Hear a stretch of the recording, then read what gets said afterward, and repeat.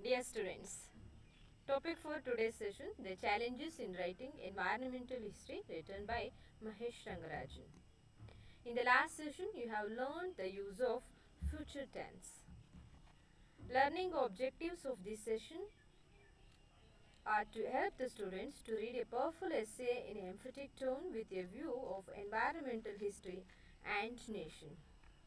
The intended session outcomes are to enable the students to understand the environment, nature, and nation, and to critically evaluate the argument. The content for this session about the author Mahesh Rangarajan, about the text, the major important terms that you must know, introduction, about Indian subcontinent, environmental decay, activity and assignments are given, MCQs are asked. About the author, Mahesh Rangarajan, he was born in 1964. He was India's best known political analyst. He is especially interested in wildlife conservation, its history and politics. His major books are Fencing the Forest, Conservation and Ecological Change in India's Central Provinces, India's Wildlife History and Introduction, the Oxford Anthology of Indian Wildlife, India's Environmental History, a reader.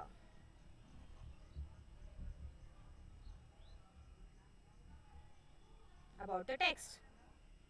It is an excerpt from the introduction to his book, Nature and Narration, Essays on Environmental History. The history of a country linked to the changes in its environment and the policies. ಅಂದರೆ ಯಾವುದೇ ಒಂದು ರಾಷ್ಟ್ರದ ಇತಿಹಾಸ ಅನ್ನುವಂಥದ್ದು ಆ ರಾಷ್ಟ್ರದ ಒಂದು ಪರಿಸರ, ಪ್ರಾಕೃತಿಕ ಸಂಪತ್ತು ಮತ್ತು ಆ ಪ್ರಾಕೃತಿಕ ಸಂಪತ್ತಿನ ಸಂರಕ್ಷಣೆಯಲ್ಲಿ ಬಳಕೆಯಲ್ಲಿ ಸರ್ಕಾರದ ನೀತಿ ನಿಯಮಗಳೊಂದಿಗೆ ತಳುಕು ಹಾಕೊಂಡಿರುತ್ತೆ. ಹಾಗೆ we can come to know about the relationship between economy and environment in India. ಭಾರತದಲ್ಲಿ ಪ್ರಾಕೃತಿಕ ಸಂಪತ್ತಿಗೂ ನೈಸರ್ಗಿಕ ಸಂಪತ್ತಿಗೂ ಮತ್ತು ಆರ್ಥಿಕತೆಗೂ ಇರುವಂತಹ ನಡುವೆ ಇರುವಂತಹ ಸಂಬಂಧವನ್ನು ನಾವು ತಿಳ್ಕೊಳ್ಳೋದಕ್ಕೆ ಸಾಧ್ಯ ಆಗುತ್ತೆ. And perspective on the environment from A historians point of view. ಒಂದು ಇತಿಹಾಸ ತಜ್ಞನ ದೃಷ್ಟಿಕೋನದಲ್ಲಿ ನಿಸರ್ಗವನ್ನು ಪ್ರಾಕೃತಿಕ ಸಂಪತ್ತನ್ನು ನೋಡುವಂತಹ ಒಂದು ದೃಷ್ಟಿಕೋನವನ್ನು ಇಲ್ಲಿ ನಾವು ನೋಡೋದಕ್ಕೆ ಸಾಧ್ಯ ಇದೆ. The major important terms that you must know in this lesson is that imperialism, ಸಾಮ್ರಾಜ್ಯಶಾಹಿವಾದ.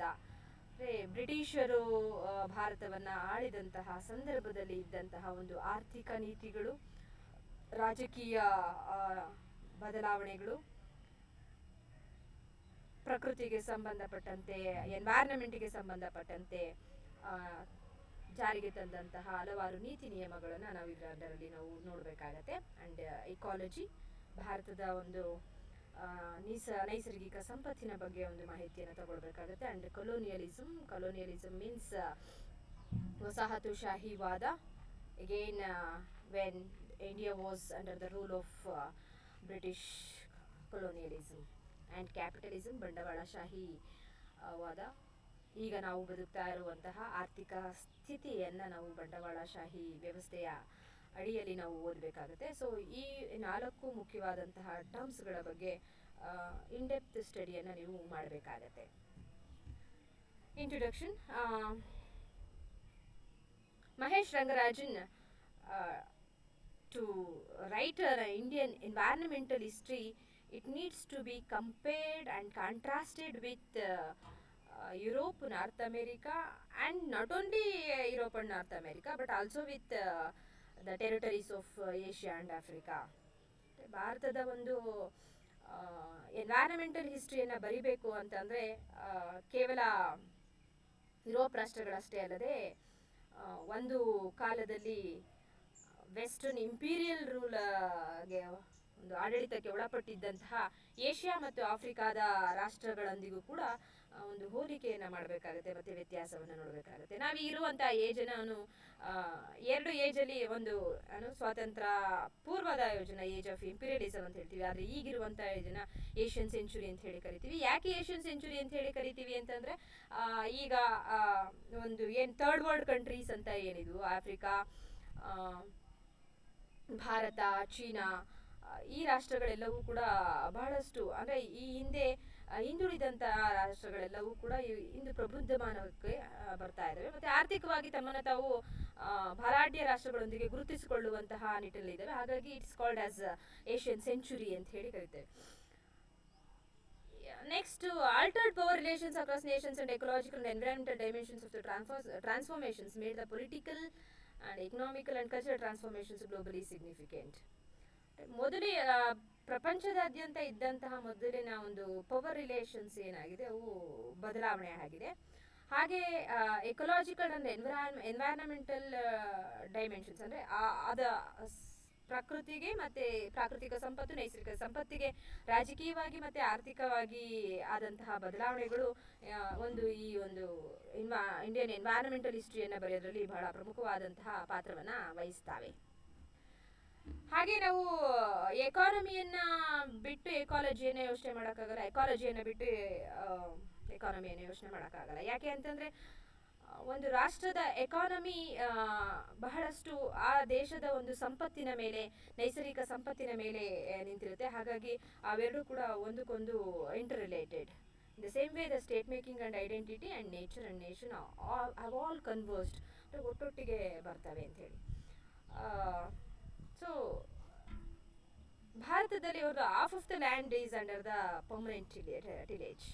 Permanent tillage ಅಂತಂದರೆ ಉಳುಮೆಗೆ, ವ್ಯವಸಾಯಕ್ಕೆ ಒಳಪಟ್ಟಿರುವಂಥದ್ದು. ಹಾಗೆ ಏಷ್ಯಾದಲ್ಲಿ ವ್ಯಾನಿಷ್ ಆಗಿರುವಂತಹ ಲಾರ್ಜ್ ವರ್ಟಿಬ್ರೇಟ್ಸ್ ಅಂದರೆ ಪ್ರಾಣಿ ಸಂಪತ್ತು ಅವು ಸಾಕಷ್ಟು ಭಾರತದಲ್ಲಿ ನಾವು ನೋಡೋದಕ್ಕೆ ಸಾಧ್ಯ ಇದೆ. ಮತ್ತು ಭಾರತದ ಒಂದು ಸಬ್ ಕಾಂಟಿನೆಂಟ್ ಬಗ್ಗೆ ಹೇಳಬೇಕಾದ್ರೆ ನಾವು ಸೆಂಟ್ರಲ್ ಏಷ್ಯಾದಲ್ಲಿ ನೋಡುವಂತಹ ಗೋಡ್ಸ್ ಆ್ಯಂಡ್ ಶೀಪ್ನ ಹಿಮಾಲಯದಲ್ಲಿ ನೋಡೋದಕ್ಕೆ ಸಾಧ್ಯ ಇದೆ. ಹಾಗೆ ನಾರ್ತ್ ಈಸ್ಟ್ ಇಂಡಿಯಾ ಮತ್ತು ಸೌತ್ ಈಸ್ಟ್ ಏಷ್ಯಾ ಎರಡೂ ಕೂಡ ಸಮಾನಾಂತರವಾಗಿದೆ. ಭಾರತದಲ್ಲಿ 8,000 ಕಿಲೋಮೀಟರ್ ಕೋಸ್ಟ್ ಲೈನ್ ಇದೆ, ಇಂಡಿಯನ್ ಓಷನ್ ಇದೆ. ಹಾಗೆ ಇಂಡಿಯನ್ ಟಾಪೋಗ್ರಫಿನ ಡಾಮಿನೇಟ್ ಮಾಡುವಂಥದ್ದು ಟ್ರಾಪಿಕಲ್ ಎನ್ವೈರನ್ಮೆಂಟ್.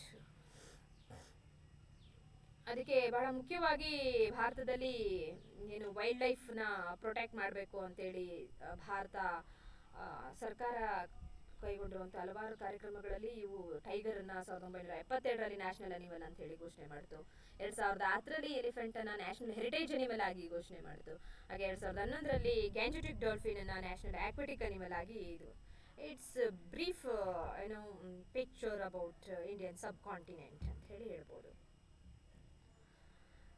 ಭಾರತದಲ್ಲಿ ಒಂದು ಎನ್ವೈರನ್ಮೆಂಟಲ್ ಡಿಕೆ ಆಗಿದೆ ಹೇಗಪ್ಪ ಅಂತಂದರೆ ಮೇಜರಾಗಿ ಶತಮಾನದಿಂದ ಆಗ್ತಾ ಇರುವಂತಹ ಅನಿಮಲ್ ಹಸ್ಬ್ಯಾಂಡ್ರಿ ಆ್ಯಂಡ್ ಅಗ್ರಿಕಲ್ಚರ್ ಅಂದರೆ ಕೃಷಿ ಮತ್ತು ಒಂದು ಪ್ರಾಣಿಗಳ ಒಂದು ಸಾಕಣೆ ಏನಿದೆ ಅದು. And also long centuries of trade which and also the rise and decay as well as founding and unsettling of towns.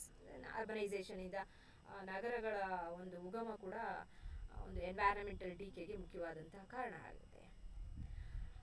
ಹಾಗೆ ಹಲವಾರು ಪ್ರಶ್ನೆಗಳು ಕೂಡ ಇಲ್ಲಿ ರೈಸ್ ಮಾಡ್ತಾನೆ Mahesh Rangarajan.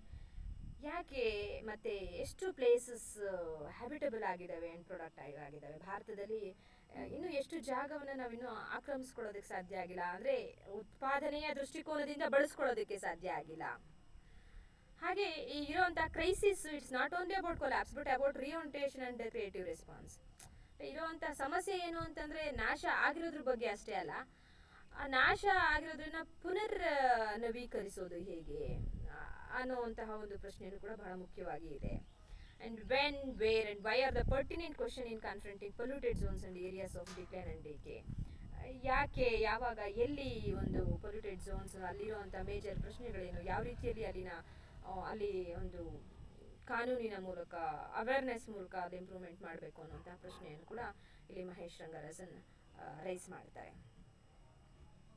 So the activity for this session is to list out national parks and wildlife sanctuaries in India that you must know, that will be helpful for your competitive exams too. And assignment, write an assignment on physical features of Indian subcontinent. MCQs, question number 1. The essay, The Challenges in Writing of Environmental History is an excerpt from A. India's Wildlife History, an Introduction. B. The Oxford Anthology of Indian Wildlife. C. C. India's environmental history, a reader. D. Nature and narration, essays on environmental history. The answer is nature and narration, essays on environmental history. Question number 2. The following was not under the imperial rule. A. Asia, B. Africa, C. France, D. Australia. The answer is France. Question number 3. Tiger was declared as national animal in A. 1972, B. 1974, C. 1976, D. 1978. The answer is 1972. Question number 4. Trans-Himalayas goats and sheep are similar to that of A. Central Asia, B. Southeast Asia, C. Southeast China, D. Middle East Asia. The answer is Central Asia. Question number 5. India is closely connected to A. Pacific Ocean, B. Indian Ocean, C. Atlantic Ocean, D. North Pacific Ocean. The answer is Indian Ocean.